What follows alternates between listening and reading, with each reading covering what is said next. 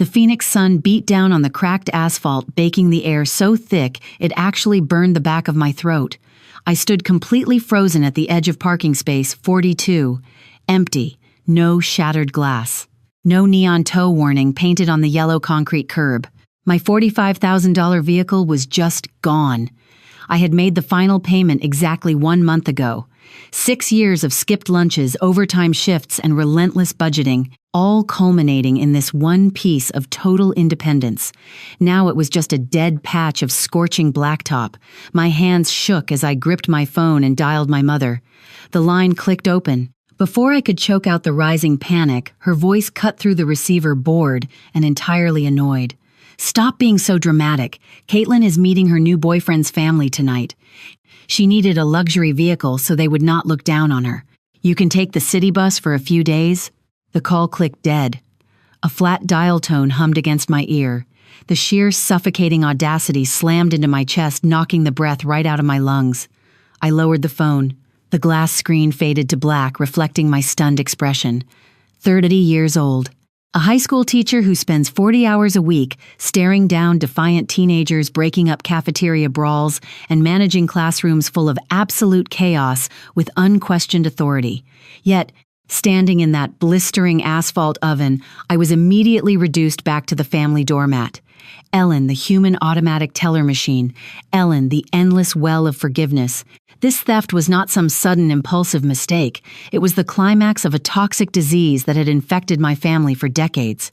Just 1 week prior, the exact same entitlement ruined my Friday night. I had saved up for 2 solid months to buy a custom navy silk dress for the school district's annual gala. A rare treat for myself, something to make me feel like a living, breathing woman instead of just a grading machine. I found it crumpled in the corner of my bathroom floor, reeking of cheap red wine. Caitlin stood right there in my hallway, casually applying lip gloss in my mirror. She just shrugged her shoulders. She called it a cheap piece of fabric and told me to get over it. Uncle David sat on my living room couch the entire time. He watched her ruin my property.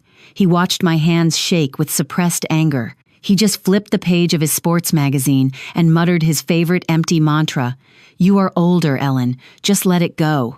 Keep the peace. It is only a dress." His cowardice made my blood boil.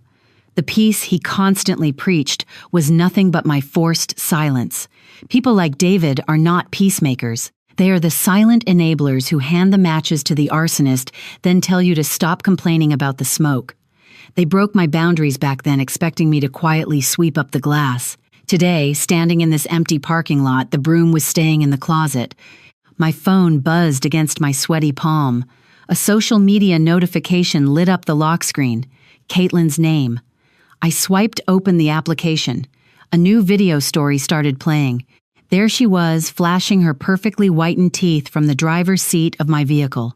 The interior looked immaculate, the black leather I had meticulously conditioned just 2 days ago gleaming in the afternoon sun. She adjusted the rearview mirror, pouted for the camera, and blew a kiss. Bright pink text flashed across the bottom of the video. Surprise gift from my amazing family, so blessed. A cold, sharp knot formed in the center of my chest, completely defying the 100-degree heat pressing down on my shoulders. The raw betrayal eclipsed the $45,000 price tag. This was about the violation. My parents had let themselves into my apartment. They had rummaged through my kitchen drawers while I was in the shower. They hunted down my spare key, pocketed it, and handed my 6 years of skipped vacations, late-night grading, and financial discipline to a 26-year-old parasite. My knuckles turned white around the metal edge of my phone. The air in the parking lot turned thin and brittle, ready to snap. I shoved the phone into my purse and marched straight toward the nearest transit station. Crying was for victims. I was going to their house. The city bus groaned through the suffocating Phoenix traffic.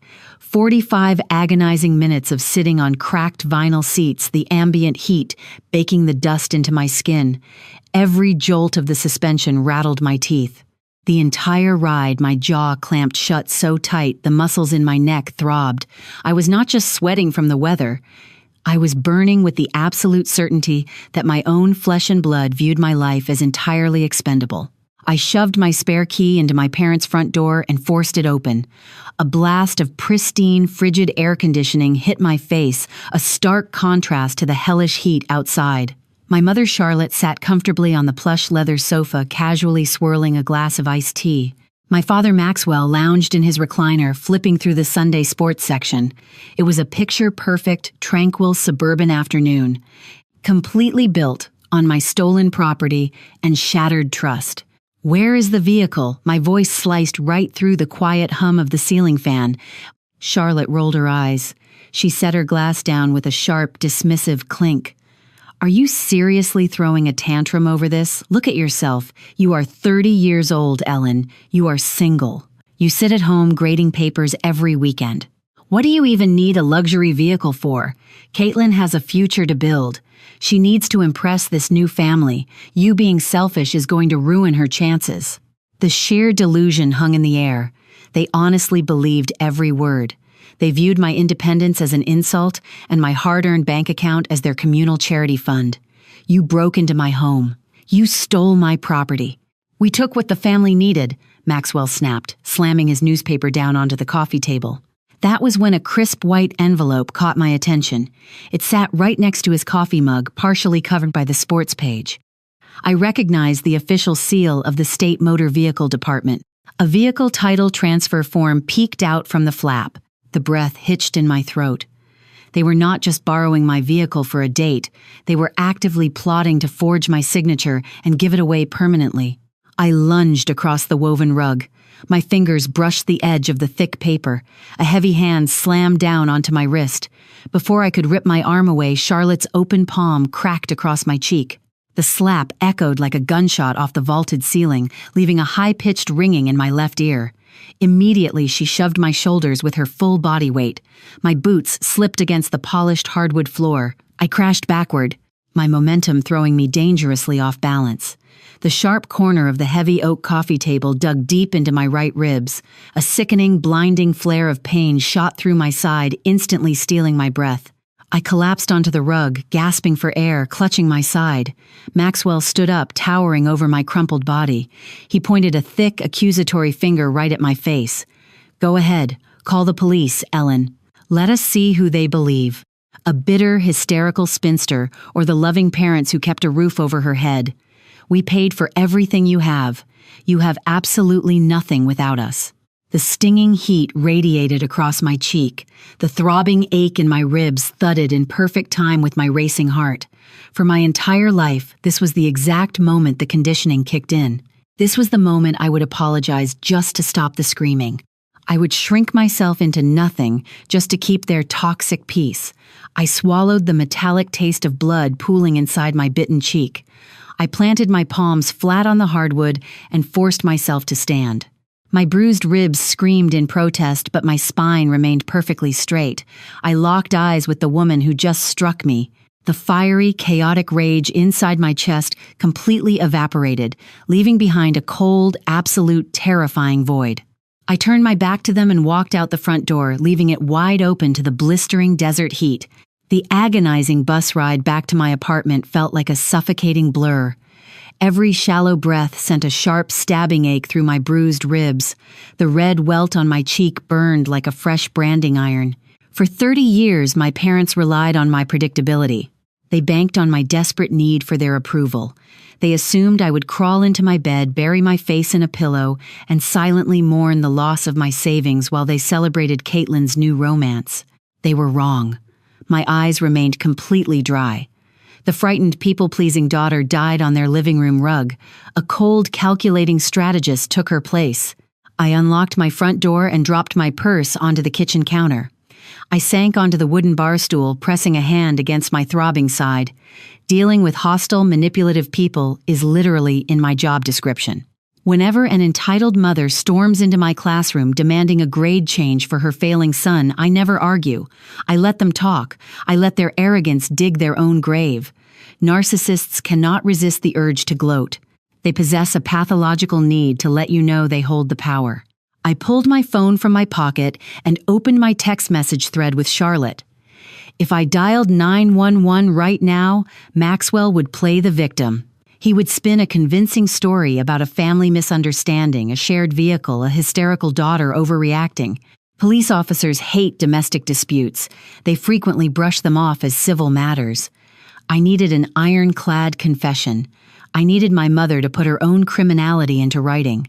My thumbs hovered over the glass screen. I crafted the message deliberately, stripping away all my boiling anger. I played the exact role they expected, the weak, defeated, whining scapegoat. Did you really take my vehicle just for Caitlin's date? You know, I bought it with my own savings. I hit send. The delivery bubble turned blue. I set the phone flat on the cool granite counter and watched the screen. 3 gray dots appeared immediately. She was typing. Charlotte could never leave a challenge unanswered. The dots vanished, then reappeared. 10 seconds later, the screen lit up with a new message. Yes, I did. And you will stop acting like a spoiled brat. I am your mother. I decide who gets what in this family. She needs it more than you do right now. Go to sleep and stop texting me. I stared at the glowing words. A slow, icy smile crept across my bruised face. She just handed me a written, time-stamped confession of grand theft. The steel teeth of the trap just clamped shut around her ankle. Now I needed the exact coordinates. I swiped out of the messages and tapped the silver icon for my vehicle's integrated management application. A loading circle spun for exactly 2 seconds. The digital map materialized on the screen. A bright red pin dropped instantly onto a satellite view of Scottsdale. I tapped the pin. The address populated on the screen. The Velvet Room. An ultra-exclusive, obscenely expensive steakhouse right in the heart of the luxury district. Caitlin was sitting at a candlelit table swirling an expensive cocktail, laughing with her wealthy boyfriend's family. She thought my blood and sweat were her divine right. My thumb hovered over the emergency control panel on the screen. The hunt was over. It was time for the slaughter. My thumb hovered over the glowing red shield icon labeled Stolen Vehicle Protocol. I pressed it. The application confirmed the command instantly. The vehicle's anti-theft system engaged. 40 miles away, the heavy doors deadlocked. The engine completely immobilized. 30 seconds later, my phone vibrated violently against the granite counter. Caitlin's name flashed across the screen. I answered the call and put it on speaker.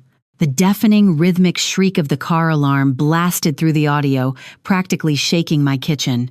Ellen Caitlin shrieked, her voice cracking with pure, suffocating panic. The vehicle just died. The doors will not open. Unlock it right now. I took a slow sip of my ice water, letting her screaming fill the room. His parents are standing right outside the glass, she sobbed, banging her fists against the steering wheel. The loud thuds echoed over the blaring siren. They are staring at me. The valet is pointing. You are embarrassing me in front of his family. Turn it off. I pressed the red end call button. The screeching chaos vanished. I immediately dialed 911. My $45,000 vehicle was stolen earlier today, I told the dispatcher. My voice perfectly level. I tracked it. The thief is currently trapped inside the cabin at the Velvet Room in Scottsdale. Send an officer. The first blade of the guillotine just dropped. Grand theft auto is a felony in Arizona. The wealthy, status-obsessed family, Caitlin, tried so desperately to impress, just watched her get dragged out of a stolen vehicle in handcuffs. Exactly 45 minutes later, the second blade fell. Heavy fists pounded against my apartment door, shaking the entire door frame. Open this door right now, Charlotte screamed.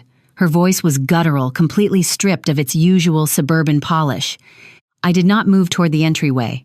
I picked up my phone and opened the live feed from my doorbell camera. The screen displayed the absolute destruction of their false reality. The narcissist's mask had completely melted away. Charlotte's face was beet red, her expensive makeup running down her cheeks mixed with sweat and furious tears. Maxwell stood behind her, kicking the base of my door with his heavy boots. For 30 years, they maintained absolute control over me. Now, stripped of their power, they devolved into cornered animals. You ruined your sister's life, Charlotte shrieked into the camera lens, her eyes bulging with unhinged rage. She is in a jail cell. Call the precinct and drop the charges right now. I stood perfectly still in the dark kitchen watching the tiny screen. You think you are smart, Charlotte battered her fists against the reinforced wood. I pushed you into that table. I slapped your face. So what I am, your mother. You come out here right now, or I swear I will tear you apart with my bare hands. A cold smile touched my lips. She just gave me the final piece of the puzzle. I tapped the export button on the security application. The high-definition video, complete with crystal-clear audio of her violent threats, saved directly to my phone. I dialed 911 for the second time tonight. 2 individuals who assaulted me earlier today are currently attempting to break down my front door, I said. They are threatening to kill me. 3 minutes later, flashing red and blue lights swept across the camera feed. The pounding on my door abruptly stopped. Through the screen, I watched the arrogant monsters who raised me freeze in terror. 2 armed officers ordered them to the ground.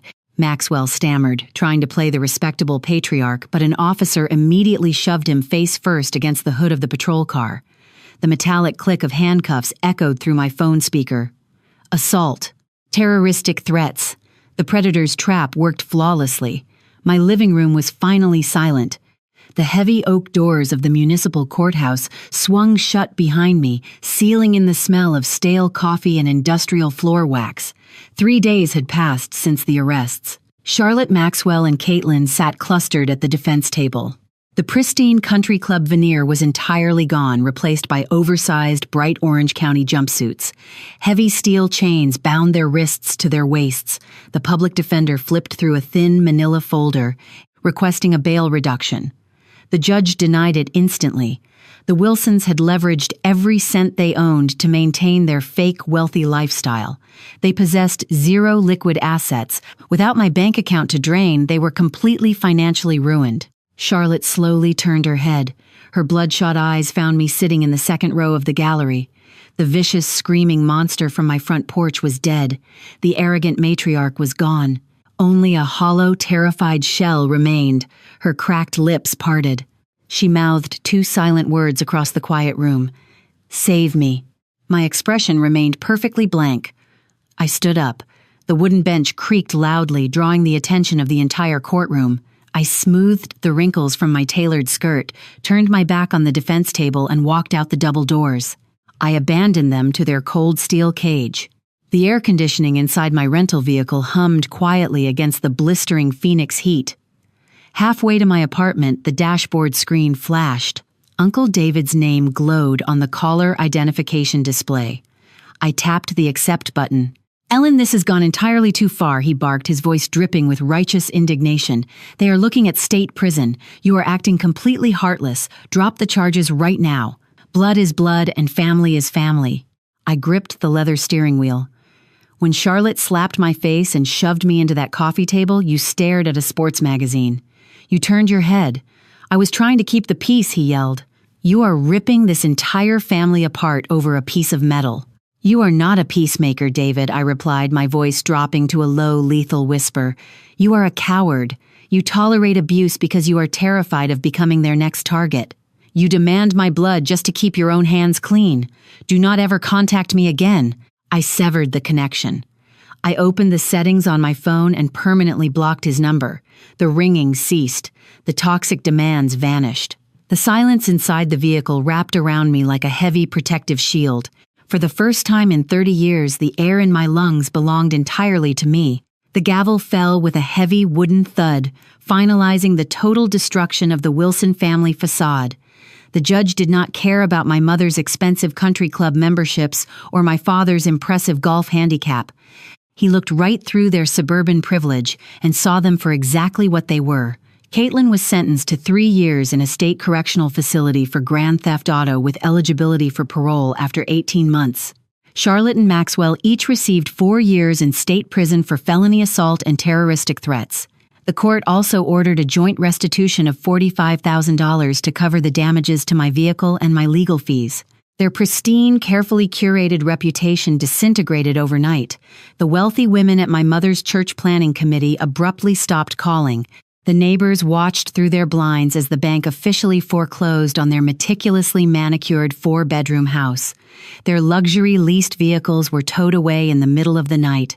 The absolute deafening silence from their elite social circle was far more punishing to them than the cold concrete walls of their prison cells. They lost their freedom, but more importantly, they lost their entire audience. 8 months later, a plain white envelope arrived in my mailbox.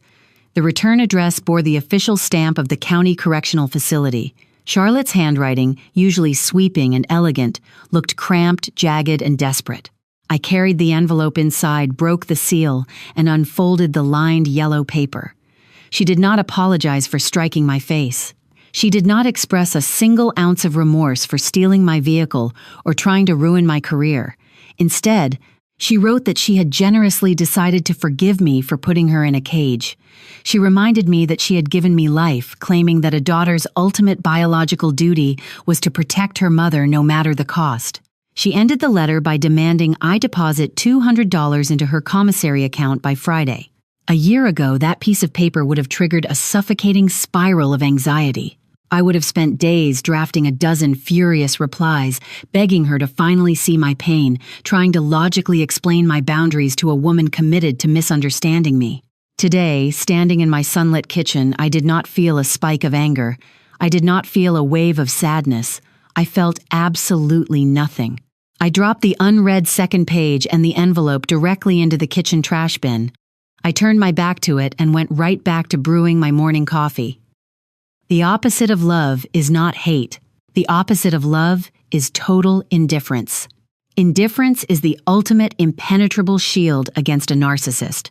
My new apartment sits on the west side of the city, overlooking the rugged mountains.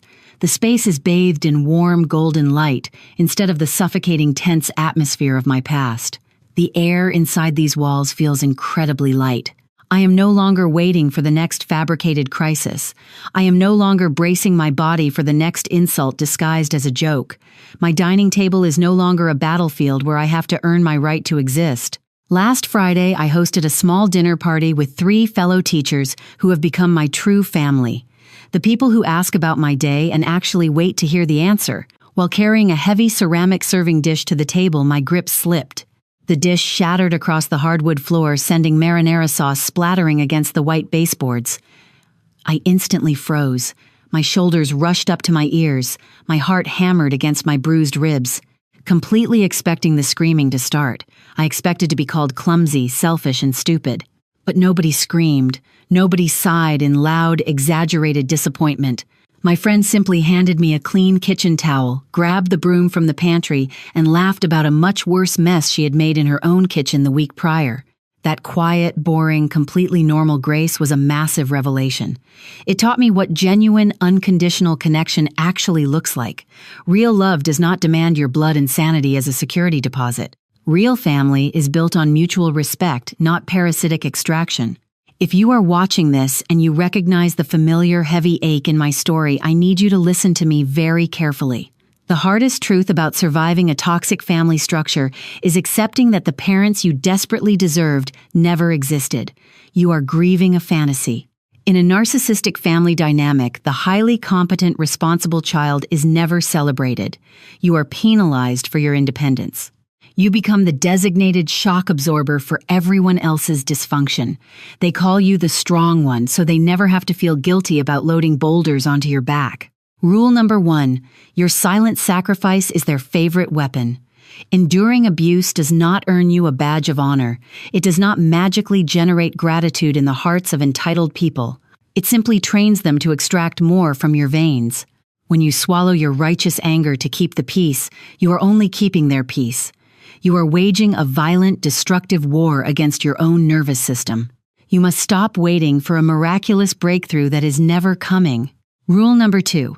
The worst accomplices always wear the mask of peacekeepers. People like my Uncle David are the invisible glue that holds toxic families together. They witness the cruelty firsthand.